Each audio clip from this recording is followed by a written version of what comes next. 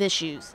Well, actually, I am pretty disappointed that up to the moment, he has not made any clarifications about the allegations in the interview story as provided by iSun magazine.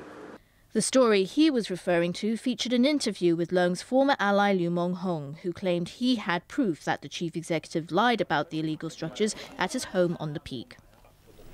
The bodies of the 9 Hong Kong tourists killed in a hot air balloon accident in Egypt have been flown back to the city.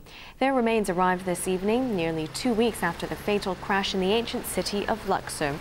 The bodies were taken under police escort to Kwai Chung Public Mortuary. Relatives of the victims had flown to Egypt to help identify the bodies and take part in mourning rituals. We have news from the courts today about the end of the Lama ferry disaster inquiry and criticism for the Fire Services Department over a deadly blaze in Mongkok 2 years ago. But first, a hacker who crashed Hong Kong University's mock online poll last March has been spared jail time. ATV's Arthur Killa reports. Vincent Chan hid his face as he went into Fanling Magistracy this morning. He escaped jail time for crashing Hong Kong University's website, as it was holding a mock referendum shortly before last year's chief executive election. But he will have to perform 160 hours of community service. The 29-year-old hacker had admitted to a charge of attempted criminal damage.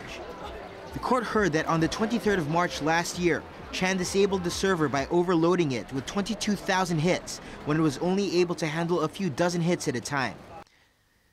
Chan's lawyer argued that his client has no political affiliation and carried out the attack for personal reasons, claiming he wanted people to feel what it was like to be deprived of a vote to choose their leader.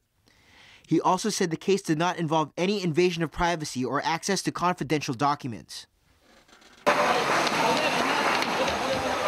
Fire Services Department was criticized today over its inability to determine the cause of a blaze that killed 9 people